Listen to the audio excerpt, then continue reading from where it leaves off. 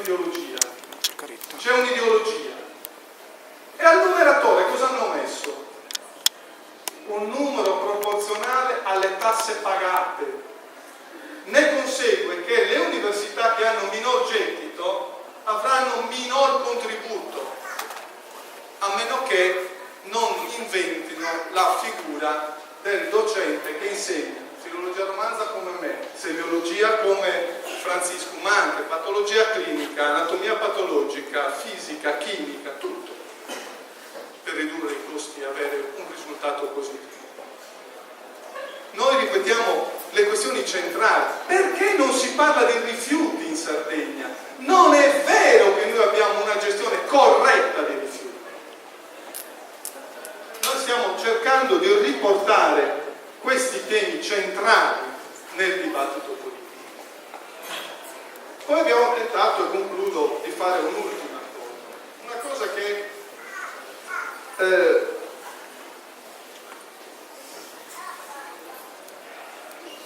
diciamo con estrema sincerità, quando noi abbiamo detto guardate che soltanto facendo uno Stato la Sardegna fa un passo in avanti, soltanto cambiando il sistema dei poteri, abbiamo anche detto è chiaro che questo non si può fare in un momento,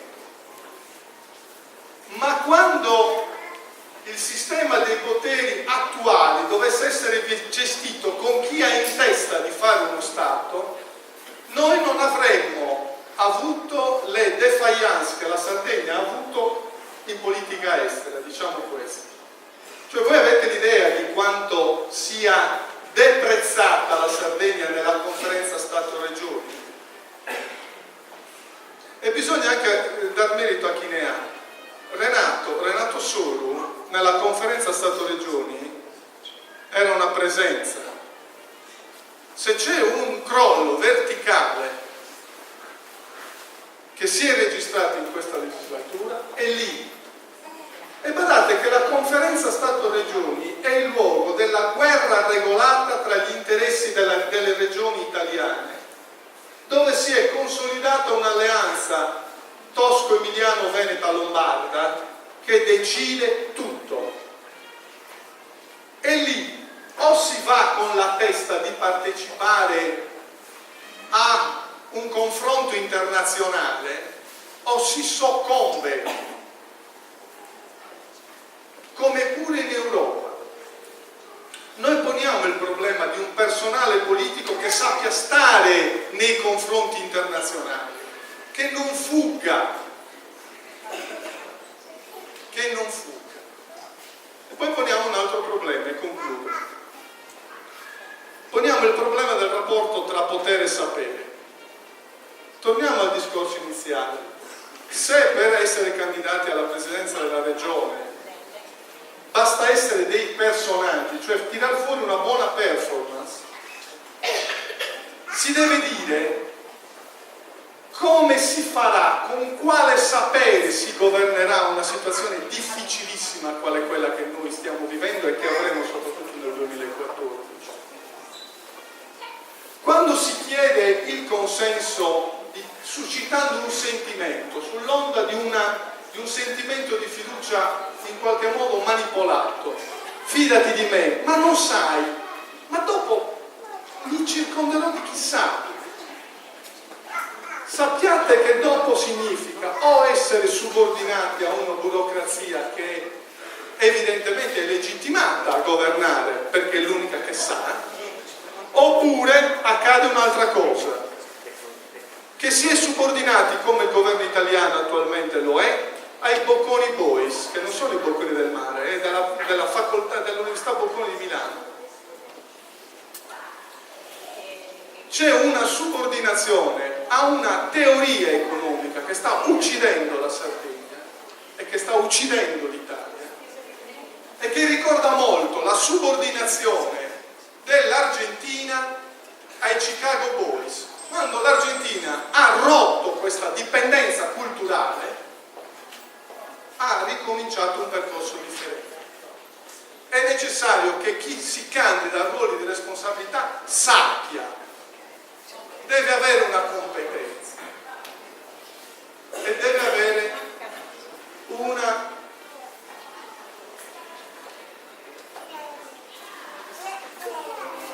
credibilità. Noi abbiamo posto il codice etico non perché siamo dei giudici ante litteram, ma chi è indagato non si cambia, perché la campagna elettorale non deve essere dedicata alle questioni giudiziarie. E anche perché se c'è un elemento di distanza tra il mondo politico e il mondo sociale, questo è maturato rispetto a un tema, e cioè all'ipotesi di avidità in capo al ceto politico. E quando si prendono 11.400 euro, come io ho visto prendere nella mia busta paga nel 2004, adesso è quasi dimezzato, non si ha bisogno di benzina. Credete, non è un problema giudiziario, non è un problema giudiziario. Per cui noi lo diciamo senza voler. Quando ci siamo proposti al tavolo del centro-sinistra, gli abbiamo detto: pensiamo questo, vogliamo fare una grande cosa, ma abbiamo detto anche una cosa importante che vorrei ripetere e concludere. Noi abbiamo in testa una cosa grande, abbiamo in testa un grande soggetto politico. Speriamo in una lista forte della sovranità e dello sviluppo, che dia il senso che Salvatore Lai, che vedo qui di fronte in Sardegna Pulita, Gesuino, Claudia Zunchedo, Paolo Muredo, Bustiano, hanno la capacità di fare quello che il PD non sa fare, che serve un grande partito della Sardegna. Questo serve. E se qualcuno non ha interpretato correttamente il sacrificio del passato di tanti leader, sta proprio in questo. Che i modelli dei leader politici sardi non sono né Lussu, che comunque avrà i suoi difetti ma aveva la sua struttura, non sono Bellieni, non sono i grandi del passato. I modelli sono Segni e Cossiga, cioè il modello della integrazione grazie alla Sardegna nel sistema nazionale e dell'adesione retorica alla patria sarda, emotiva. Noi vogliamo un ceto di governo e speriamo che queste elezioni siano un'occasione per un grande sforzo di novità. A me farebbe piacere se il 2014 vedesse convocare un grande congresso di un grande soggetto politico nazionale della Sardegna. Grazie.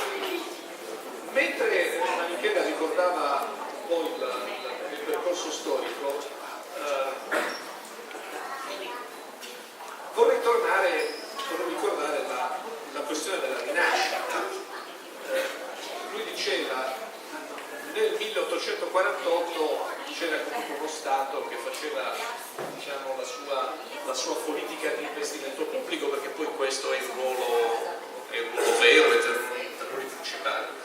Ecco, nel momento della rinascita c'è stata questa attenzione, no, dello Stato centrale verso la Sardegna, però questo non è bastato, e voi rimproverate nel libro alla politica sarda di essersi preoccupata in quel momento non di guardare avanti, ma di fare soltanto il conto delle risorse, cioè capire quanto poi veniva trasferito alla Sardegna e basta. E a proposito della disattenzione sul valore, no? Non abbiamo mai pensato a quanto vale quello che abbiamo e quanta ricchezza può produrre davvero concretamente. E insomma, mi sembra che questa sia poi la sconfitta vera che è stata fatta, che abbiamo subito in qualche misura, a volta di autonomismo, a volta, diciamo, di una rivendicazione con lo Stato, questa benedetta vertenza Sardegna che da una legislatura all'altra, esatto, continuiamo a citare perché poi porta a pochi risultati concreti. Insomma, la faccio breve. Se questi sono tutti i punti di un programma e di un progetto che, diciamo, che trova larghissima condivisione, perché, per tornare sulle battute finali di Marinchedda, questo universo della sardità e dell'indipendenza non assume questi pilastri fondamentali come fattore di coesione, come fattore competitivo rispetto al resto della politica, e invece tiene a fare qualche volta delle nuove differenze che non vengono colte davanti al bisogno di un progetto forte e aggregante. C'è un errore che si sta facendo, c'è una diffidenza, che succede? Tanto grazie Nicola anche per aver accettato l'invito a moderare, grazie al Teatro Massimo, a Basilio Scalas, a Laura, responsabile della libreria, per l'ospitalità, grazie ovviamente a tutti voi, siete così tanti, e devo dire che è il primo risultato, che bello vedere questa sala così piena. Ci chiedevamo se ci saremmo riusciti e ce l'abbiamo fatta, e questo insomma è un primo grande risultato. Paolo dunque ha già ringraziato gli amici esponenti di varie forze politiche, indipendentiste o sovraniste o comunque interessate ai temi della sovranità. Io ci tengo a ringraziare tutti gli altri, tra l'altro molti dei quali non conosco personalmente, ma magari sono persone che sono venute proprio spinte da questa volontà di creare qualcosa di nuovo, e magari questo, poi ci tornerò, è anche, diciamo, il materiale su cui lavorare per costruire quell'unità di cui tu parlavi. Permettetemi tra l'altro di dire che sono stato molto contento di vedere qualche faccia che, arrivando alle 5:35, ha detto: hanno già iniziato e non saremo mica nel nord Europa.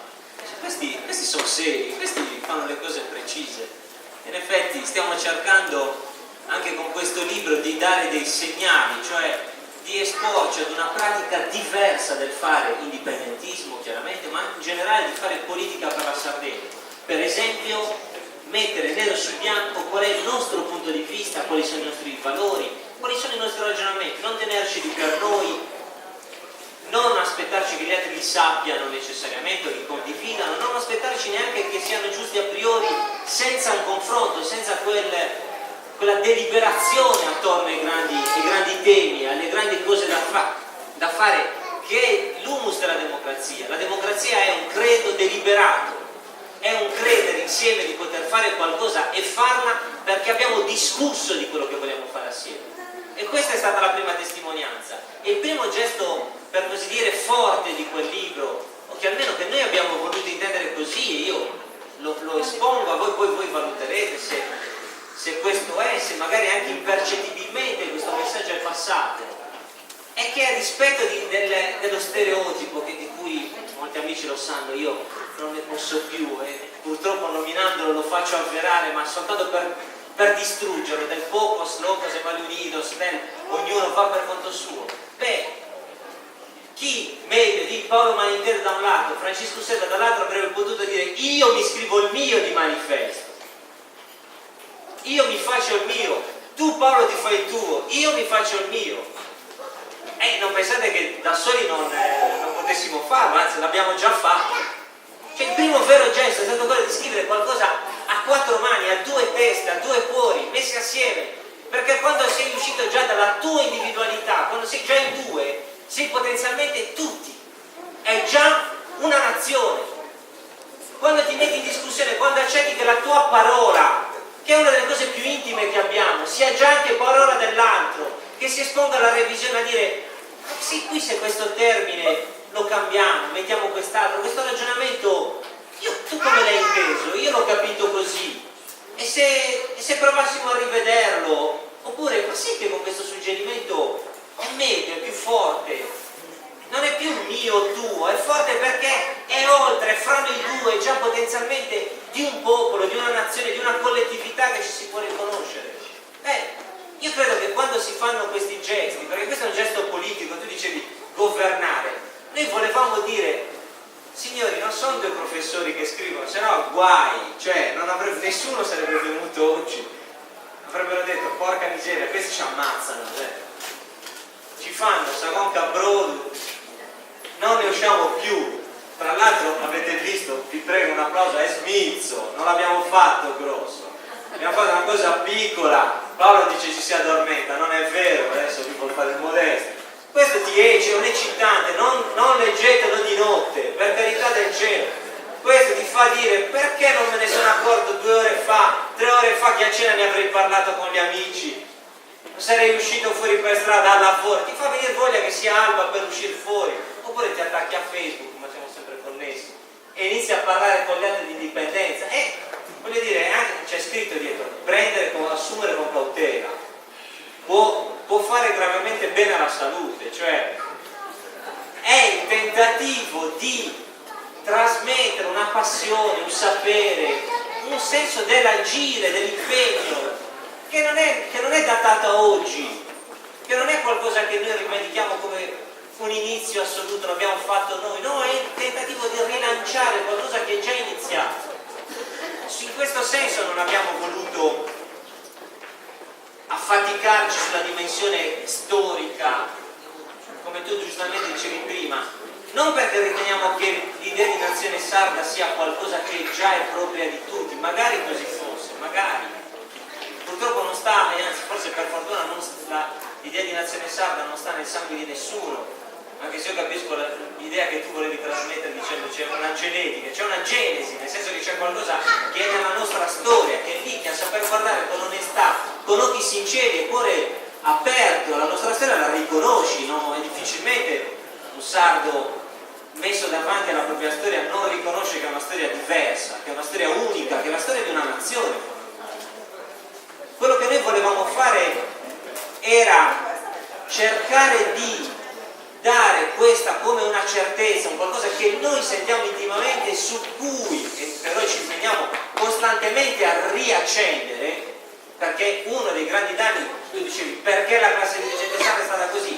Perché non credendo più alla nazione sarda ha pensato di doversi votare a qualcun altro, non credendo più che il centro del mondo dei sardi è la Sardegna, cioè che il mondo passa di qui. Pensate quando noi parliamo del mondo, il mondo sembra sempre fuori dalla Sardegna. Dobbiamo collegarci con il mondo. E noi dove siamo? Scusate.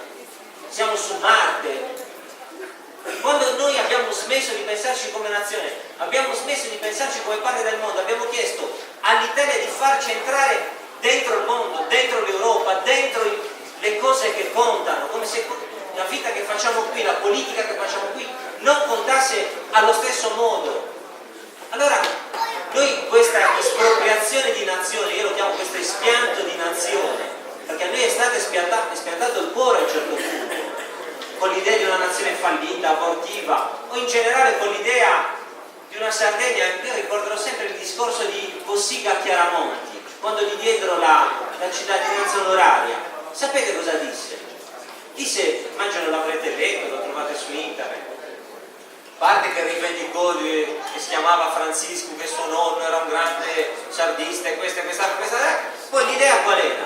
Che come avevano insegnato dei grandi padri della Sardegna, certo che la Sardegna era una nazione, che però a un certo punto, verso il 1848, aveva deciso di suicidarsi.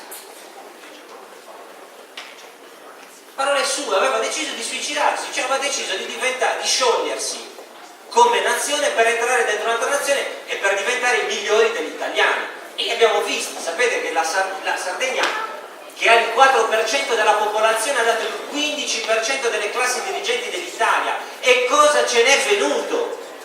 Mi chiedo io. Quanta intelligenza sprecata, quanta intelligenza perversamente usata contro la Sardegna o indifferente alla Sardegna. Cossiga, fra gli altri, che si vantava di essere andato a fare il capo dello Stato e non aver mai fatto nulla per la Sardegna, come un dato di merito, perché giustamente uno statista pensa che è lì per governare il suo Stato, non la sua singola porzione di territorio. E lui diceva: io sono andato lì a governare l'Italia, non potevo interessarmi della Sardegna. Beh, questo è quello che è successo. Allora, da questo punto di vista è normale che con la classe dirigente e tutti i suoi epigoni, sto parlando dei più alti, di quelli di più alto livello, perché parlare degli epigoni, voglio dire, è come sparare sulla Croce Rossa. Quel tipo di mentalità ha fatto danno e noi siamo qui per curarla, però non volevamo concentrarci su questo. Cioè, stiamo parlando di questo testo, questo può essere un limite a qualcuno che una parte del cammino l'ha già fatta, anche se chiaramente in modo veloce, c'è una parte sulla nascita del discorso indipendentista, abbiamo cercato di dare degli elementi per rimettersi, diciamo, sulla strada che molti di noi, molti di coloro che sono qui hanno già percorso. E abbiamo detto, in questo momento, lasciatemelo dire, in cui l'indipendentismo ha già vinto, che lo sappiamo o non lo sappiamo, che lo vogliamo mettere o non lo vogliamo mettere, che ci sembri ambizioso o ci sembri un po' una follia, l'indipendentismo ha già vinto. Dal punto di vista culturale abbiamo già vinto. Pensate, 15 anni fa questo che sta succedendo qui era impossibile.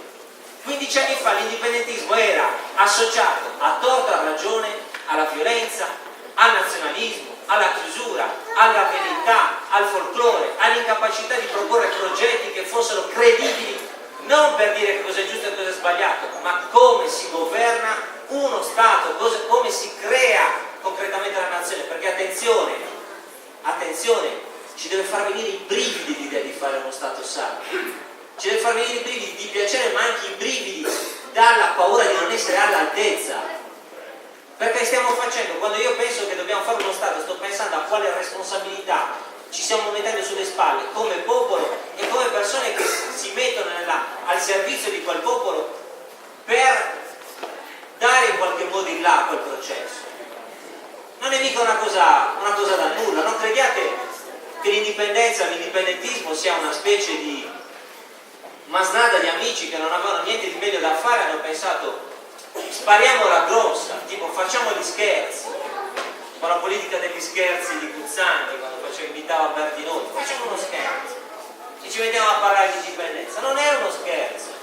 E allora bisogna essere chiaramente consapevoli che abbiamo fatto un percorso, abbiamo costruito un indipendentismo non violento, tanti hanno partecipato a questo percorso, non certo soltanto noi del Partito dei Sardi o coloro che oggi sono nel Partito dei Sardi. Abbiamo costruito un'idea non nazionalista, non di chiusura al mondo, non di un'identità dei sardi che ritorna, che si trova in qualche passato mitico. L'identità dei sardi è davanti a noi, l'identità dei sardi è nel progetto che stiamo costruendo oggi, assieme. Io non sarò mai quello che è stato mio nonno, non lo sarò. Come faccio a essere? Figuriamoci se posso essere un nuragico, ma quello magari se nascesse un nuragico mi guarda e dice: ma Augusto, ma chi niente? Tra l'altro non parlava manco il sardo, parlava una lingua che neanche conosciamo soltanto per frammenti. Cioè noi siamo qui oggi, siamo noi che lo stiamo facendo. Lo dico con la morte nel cuore. Ma Mariano è morto, anche Eleonora, anche Giovanni Mariano Giovi, sono morti tutti. E celebriamoli per quello che hanno fatto. Oggi ci siamo noi facciamo questo percorso e oggi questo percorso, al punto in cui è arrivato, chiede di essere declinato nella pratica per far fare all'indipendentismo un nuovo passaggio che dalla vittoria culturale lo porti ad una vittoria strettamente politica. C'è bisogno che l'indipendentismo governi, che un programma indipendentista governi e dimostri che se governano gli indipendentisti i sardi vivono meglio, come è successo in Catalogna, in Scozia. Non crediate che lì le cose sono avvenute in un giorno. In Scozia 60 anni fa, la Scozia il 18 settembre del 2014 celebrerà un referendum per l'indipendenza. Ieri, noi stiamo vivendo grandi tempi dell'indipendentismo. Ieri in Catalogna un fronte che si chiama Fronte Sovranista, che unisce dall'indipendentismo al nazionalismo moderato di centrodestra quasi, perché Convergenza e Unione è quasi di centrodestra, anche se in realtà per come è fatta la società catalana sono tutti di sinistra. C'è stato un sondaggio, l'80% in Catalogna si dichiara di sinistra, figurati.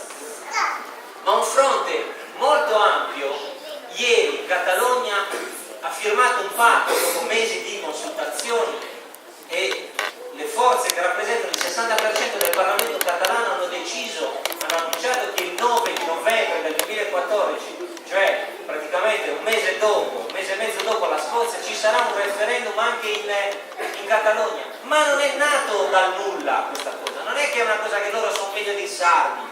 60 anni fa in Scozia l'indipendentismo prendeva lo 0% e non aveva mai governato fino a 10 anni fa, e così l'indipendentismo catalano, che ha avuto il coraggio a un certo punto di usare quel capitale che si trovava in mano, quel 10% di voti che aveva, in un'alleanza con partiti non indipendentisti, su un programma chiaro, su una capacità di far cadere il governo nel momento in cui i patti non venivano rispettati, e lo fecero. Esquerra Republicana di Catalogna, dopo 3 anni di governo con il Partito Socialista Catalano, che è un partito federalista, è l'equivalente del PD, fece cadere il governo e si riandò a votare perché non venivano rispettati gli accordi.